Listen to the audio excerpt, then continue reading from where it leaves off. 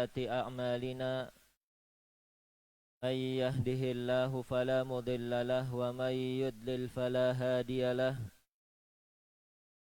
أشهد أن لا إله إلا الله وحده لا شريك له وأشهد أن محمدا عبده ورسوله اللهم صل وسلم على نبينا محمد وعلى آله وصحبه ومن تبعهم بإحسان إلى يوم الدين يا أيها الذين آمنوا اتقوا الله حق تقاته ولا تموتن إلا وأنتم مسلمون يا أيها الناس اتقوا ربكم الذي خلقكم من نفس واحدة وخلق منها زوجها وبث منهما رجالا كثيرا ونساء واتقوا الله الذي تساءلون به والأرحام إن الله كان عليكم رقيبا يا أيها الذين آمنوا اتقوا الله وقولوا قولا سديدا يصلح لكم أعمالكم ويغفر لكم ذنوبكم ومن يطع الله ورسوله فقد فاز فوزا عظيما أما بعد فإن أصدق الحديث كتاب الله وخير الهدي هدي محمد صلى الله عليه وسلم وشر الأمور محدثاتها فإن كل محدثة بدعة وكل بدعة ضلالة وكل ضلالة في النار. Ikhwani fiddin rahimakumullah. Kembali kita memuji dan bersyukur kepada Allah Subhanahu wa taala atas limpahan nikmat yang senantiasa Allah curahkan kepada kita. Kesempatan pagi yang berbahagia ini, yang berbarokah ini, kita akan melanjutkan pelajaran kita dari pembahasan bagaikan menggenggam bara api, dan kita sedang membahas kitabnya seorang ulama yaitu Asy-Syaikh Muhammad Jamil Zainu rahimahullahu ta'ala, Manhaj Firqatun Najiyah atau Manhaj Firqatin Najiyah Taifah Mansurah. Baik ikhwan fillah rahimakumullah, kemarin kita sudah sampai pada poin yang keempat, manhajnya Firqatun Najiyah atau cara beragamanya kelompok yang selamat. Terakhir kemarin, Firqatun Najiyah adalah kelompok yang senantiasa memperhatikan tauhid. Baik, yang kelima, Al-Firqatun Najiyah yuhyuna sunanar Rasul sallallahu alaihi wasallam fi ibadatihim wa sulukihim wa hayatihim fa asbahu ghuraba baina qaumihim kama ahbara anhum Rasul sallallahu alaihi wasallam biqaulihi innal islama bada'a ghariban wa sayaudu ghariban kama bada'a fatuba lil ghuraba wa fi riwayat fatuba lil ghuraba alladziina yaslihuna idza fasadan nas. Baik, yang kelima ikhwani fiddin rahimakumullah, cara beragama kelompok yang selamat adalah senantiasa menghidupkan sunnah-sunnah Rasulullah sallallahu alaihi wasallam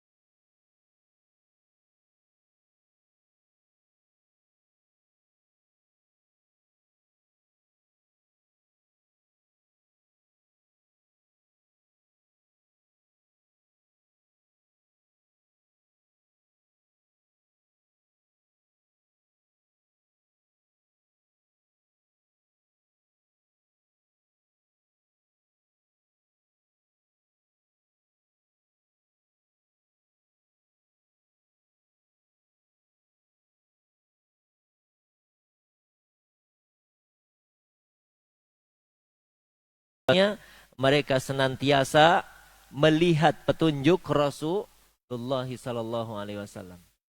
Ya. Mereka lari dari yang namanya bid'ah.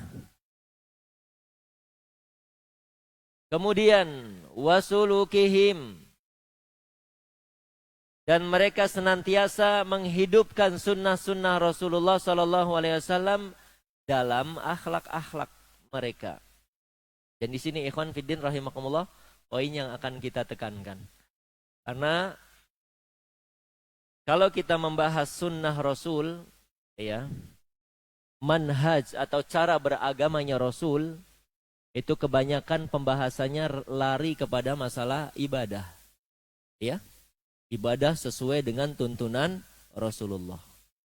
Tapi jarang sekali yang membahas yang namanya sunnah Rasul atau manhaj cara beragamanya Rasul itu lari ke akhlak. Sehingga kita lihat banyak sekali orang-orang yang menisbatkan diri kepada manhaj salaf, yang menisbatkan diri kepada manhaj ahlus sunnah wal jamaah, memang dalam cara ibadahnya bagus. Ibadahnya bagus, berusaha mengikuti cara ibadahnya Rasul. Akan tetapi kelemahannya ada pada akhlak. Di mana Masya Allah ikhwan, banyak sekali pertanyaan yang masuk, mereka mengeluhkan tentang akhlak. Ya, akhlak orang-orang yang menisbatkan diri kepada manhaj salaf. Dan di sini perlu kita ketahui ikhwan fiddin, manhaj salaf atau cara beragama At-Taifah Mansurah itu bukan hanya meneladani cara ibadahnya saja. Bukan hanya mengikuti cara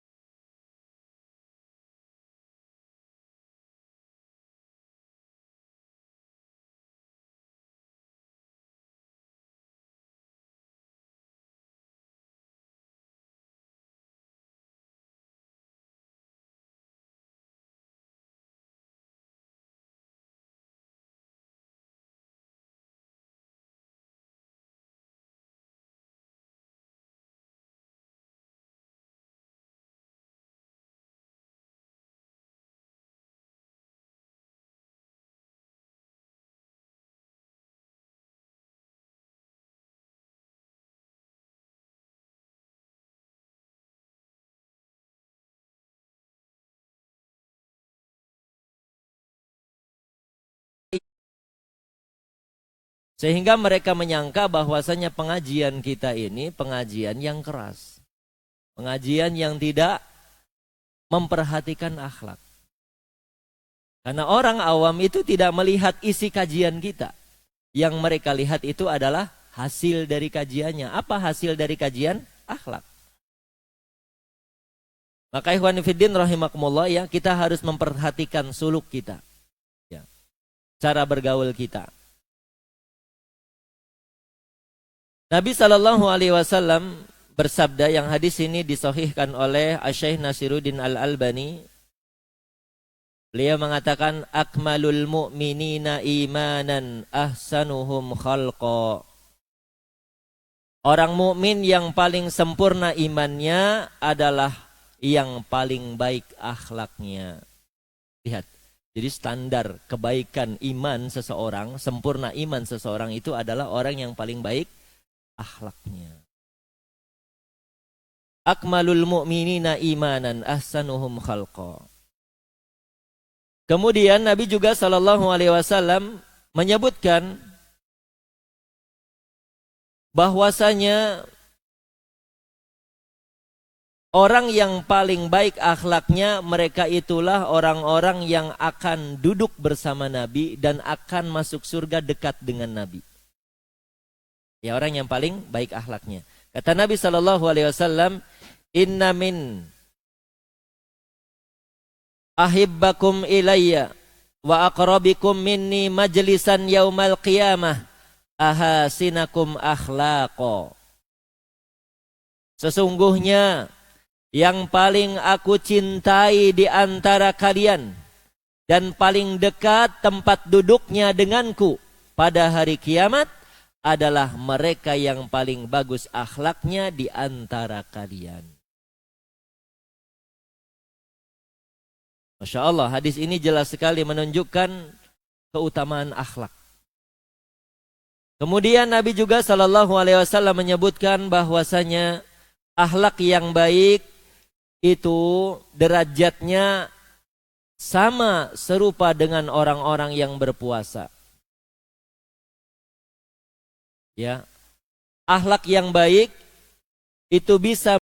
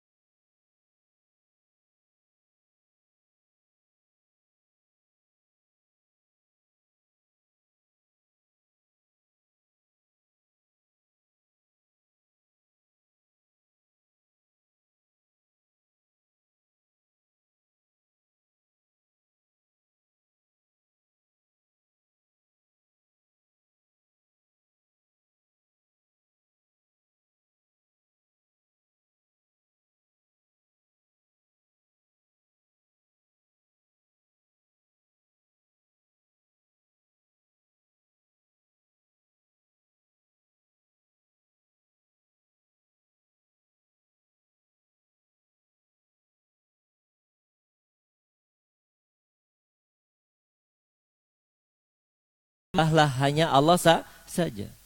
Aja'alal alihata ilahan wahida. Ditolak karena ini, ikhwan. Nabi SAW ditolak bukan karena akhlaknya, karena kalau akhlaknya Nabi SAW diakui oleh orang-orang Quraisy memiliki akhlak yang amat sangat baik. Sampai mereka bingung untuk menjatuhkan dakwahnya Nabi SAW itu dari sisi yang mana? Mereka bingung. Orang-orang Quraisy itu ketika berkumpul mencari kesepakatan dari sudut mana Nabi SAW akan kita jatuhkan. Dari segi sudut akhlak mereka tidak bisa nyari dalil. Nabi mau dibilang pendusta, Nabi bukan pendusta. Nabi orang yang sangat amat jujur, dipercaya al-amin. Nabi mau dibilang akhlaknya, ya suka memutus hubungan kekerabatan, Nabi adalah orang yang paling semangat menyambung. Jadi tidak ada sisi celah untuk dijatuhkan akhlak Nabi, dakwah Nabi dari akhlak itu tidak ada sisi celahnya. Makanya ya mereka ujung-ujungnya ya mencari sisinya dengan cara dusta. Ya. Disebutlah Nabi itu tukang sihir, walaupun mereka percaya sihir itu bukan seperti apa yang dibawa oleh Nabi. Mereka paham, ikhwan, ya. Apa yang dibawa Nabi itu bukan mantra-mantra sihir, paham? Karena sihir itu sudah ada di kalangan mereka. Orang-orang Quraisy paham sihir itu seperti apa, mantra-mantranya seperti apa, mereka paham. Nabi disebut dukun, ya. Nabi disebut orang gila, mereka paham orang gila itu seperti apa, suka ngomong sendiri gitu ya. Sedangkan Nabi itu tidak. Makanya dibuat-buat saja alasan itu. Masya Allah, saking susahnya mencari celah dari mana sisi untuk menjatuhkan Nabi.